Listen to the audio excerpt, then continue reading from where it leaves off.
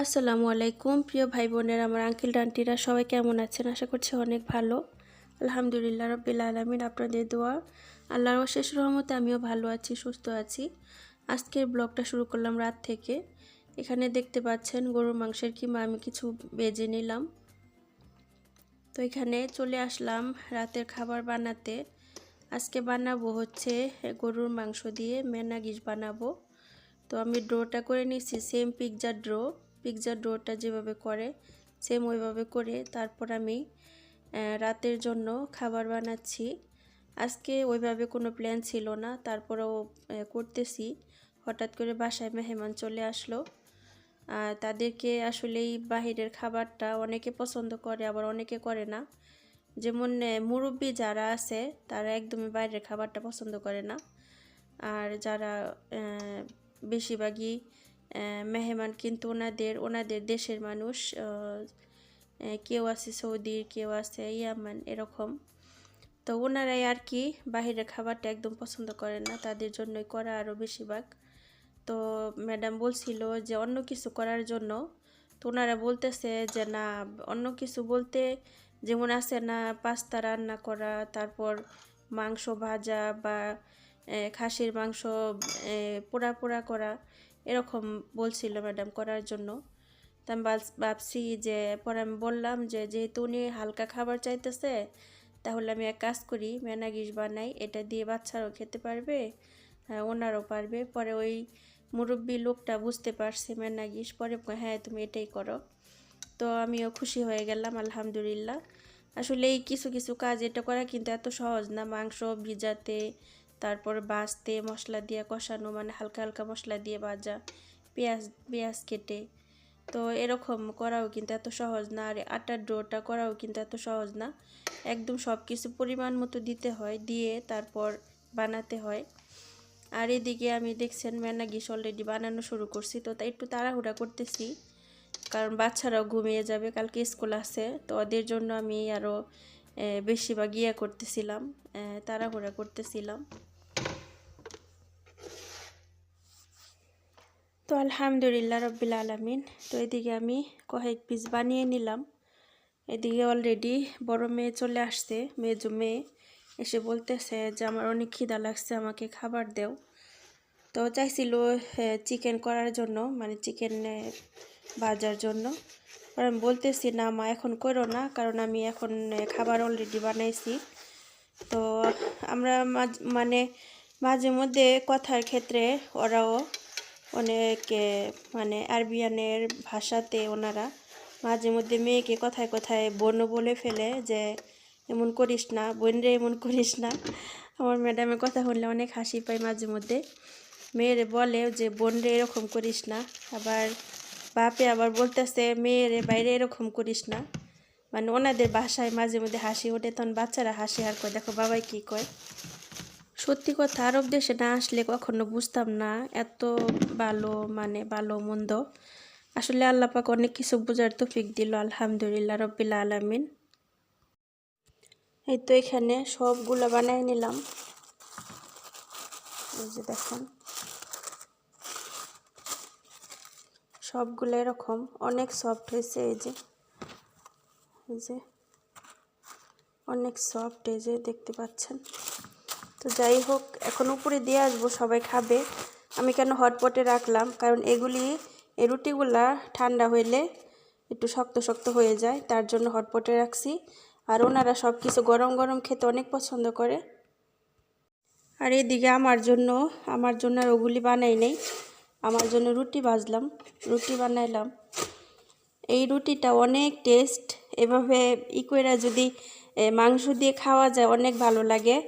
আমাদের বাংলাদেশের মানুষগুলো যেমন আছে না, নান রুটি কিনা আনে, সেম টেস্ট, ব্যাস এরকম এদেশে একটু ওনারা ভিন্নভাবে খায়, এটাই আর কি পার্থক্য। এছাড়া এটার অনেক মজা। আমি এটা খাবো হচ্ছে একটু গরুর মাংসের তরকারি আছে, ওইটা দিয়ে খাবো ইনশাআল্লাহ। আজকে তো রাতের বেলা খাওয়ার কোনো নিয়তি ছিল না, তো হঠাৎ এই রুটি বানালাম সবার জন্য। ভাবলাম যে একটা রুটি আমার জন্য বানাই, একটা না দুইটা। এখানে একটু হোক, এই যে এখানে আমার জন্য একটা রাখছি মাংসর পিঠা না এটা আমি সকালে খাবো ইনশাআল্লাহ, আল্লাহ বাচ্চা রাখলে ভাগ্যে থাকলে। আর এই যে এখানে একটা দেখেন, এই যে নান রুটির মতো লাগলো না? একদম ওরকমই সফট, অনেক মজা, মাশাআল্লাহ তাবারাকাল্লাহ। কে কে নান রুটি বানাতে পারেন অবশ্যই কমেন্টে জানাবেন। আমি তো ভালো করে পারি না, তারপরেও চেষ্টা করি। এটাও হয়ে গেছে, তো বেশি করব না, সফট সফট রাখবো।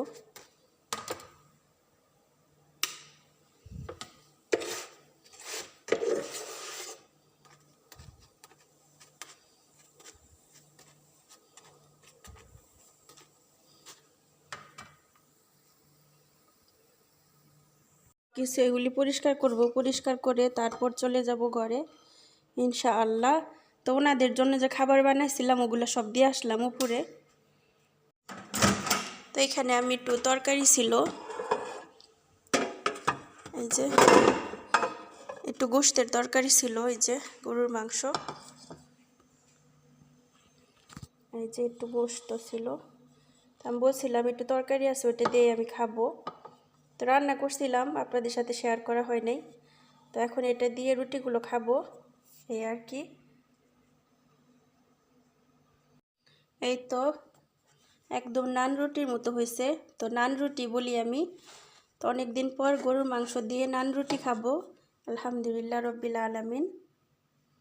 পেলেন সবার জন্য রাতের খাবার বানালাম ম্যানাগিস, গরুর মাংসর কিমা দিয়ে। তো ম্যানাগিস বানিয়ে অলরেডি সবাইকে দিয়ে আসছি উপরে, ওনারা এখন খাচ্ছে। তো এখন আমি রান্নাঘরটা এই যে দেখেন একদম সুন্দর করে ক্লিন করে নিলাম সব কিছু। ওই রান্নাঘর এই রান্নাঘর সব কিছু একদম ডেটল দিয়ে ক্লিন করে নিলাম, আলহামদুলিল্লাহ রব্বিল আলামিন। এখন আমার সময়, এখন আমি ঘরে চলে যাব, আমি একটু রেস্ট নিব, একটু ফ্রেশ হবো, একটু গোসল করব। এখন বাজে রাতের প্রায় 12টা, এখন আমার কাজ শেষ হইল, আলহামদুলিল্লাহ রব্বিল আলামিন। তো এখন ঘুমাইতে যাব, সবাই সাথেই থাকুন, আল্লাহ হাফেজ। আর এদিকে আমি সকালবেলা, সকাল বলবো না, দুপুরবেলা।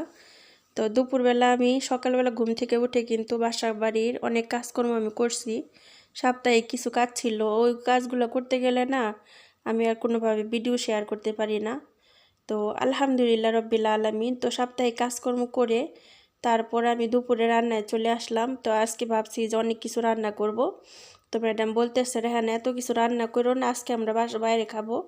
তো আমি ভাবছি আলহামদুলিল্লাহ তাহলে ঠিকই আছে, রান্না করব না। পরে ফোন করে বলতেছে রেহানা আমরা মুরব্বী আন্টি বাসায় যাব, তুমি স্যাম্বল সেরি বলে এটা তুমি রান্না করো, মানে তিলের বোনা আর কি। তো এটা করলাম। তো ওনাদের বাসায় অনেক মেহমান আসবে, তাদের বাসার জন্য করে দিলাম। তো এখন আবার বলতেছে স্যাম্বল সেরি এটা তুমি রান্না করো, আর হচ্ছে তুমি কিছু পিঠা বাজো। তো এখানে যে মেহমান আসবে তাদের দেশের মেহমান অনেকে। তো এই যে দেখেন এখানে অনেকগুলা পিঠা। তো এই পিঠাগুলো আমি ভাজবো। আমার কফিল আর কফিলের বউ গাদা পেলে আমাকেই পাইছে, বাড়িতে হাজার কাজ করিয়ে তারপর আবার অন্য বাসার জন্য রান্নাবাড়ি করতে হয়। তো এখন প্রচণ্ড কাজ করে আসছে, একদম ক্লান্ত। তারপরেও ওনারা যাওয়ার পর এখন ওনাদেরকে রান্না করে দিতে হবে। আর মুরব্বী আন্টিও প্রচণ্ড জ্বালায় আমাকে, রেহানা এটা রান্না করো, রেহানা ওইটা রান্না করো। মানে কি বলবো, বলার মতো কোনো ভাষা থাকে না। মানুষের জ্বালানোর একটা সীমা আছে, রাত নাই দিন নাই, এটা রান্না করে দেও ওইটা দেও। মানে আমি যখন ওইখানে ছিলাম প্রচণ্ড জ্বালাইছে, কিন্তু এখন শুধু বাসা বড় দেখা তাও মাঝে মধ্যে এমন করে যখন মানে তিতা হয়ে যায়, আমি বিরক্ত হয়ে যাই। তো আর ভিডিওটা বেশি বড় করব না ইনশাল্লাহ। আজকে এগুলি আমার ঝটপট বাছতে হবে, বেজে প্যাকেট করতে হবে। ম্যাডাম বলছে যে 30 মিনিটের মধ্যে বাইজা সব কিছু কমপ্লিট করো। এখানে দেখেন ফুল পিঠা, এই পিঠাগুলো যখন বাজি এমন বড় বড় হয়ে যায়, মানে অনেক বড় বড় হয়ে যায়, ভালো লাগে। আর শিরিষ পিঠা দেখেন কত সুন্দর করে কালার করছে, মাশাল্লাহ, লাল নীল হলুদ, মাশাল্লাহ তাবারাকাল্লাহ। তো এই যে দেখেন অনেক পিঠা, আমাদের বাসায় অনেক পিঠা, এগুলি সব ম্যাডামের বাবার দেশে থেকে আনা। তো আলহামদুলিল্লাহ রব্বিল আলামিন, সব বাজবো, সাথেই থাকুন। আর এদিকে পরে একটি কেক বানিয়ে দিলাম, ম্যাডামের নিয়ে যাবে তার জন্য। তো মাই ফ্যামিলি ফ্রেন্ডস, আজকে ব্লগটা কেমন লাগলো অবশ্যই কমেন্টের মাধ্যমে জানাবেন। সবার জন্য অনেক দোয়া শুভকামনা রইল। সবাইকে রিকোয়েস্ট করব, যদি চ্যানেলে নতুন হয়ে থাকেন প্লিজ চ্যানেলটি সাবস্ক্রাইব করে পাশে থাকবেন। তো সবার জন্য দোয়া শুভকামনা রইল। আল্লাহ হাফেজ, আসসালামু আলাইকুম।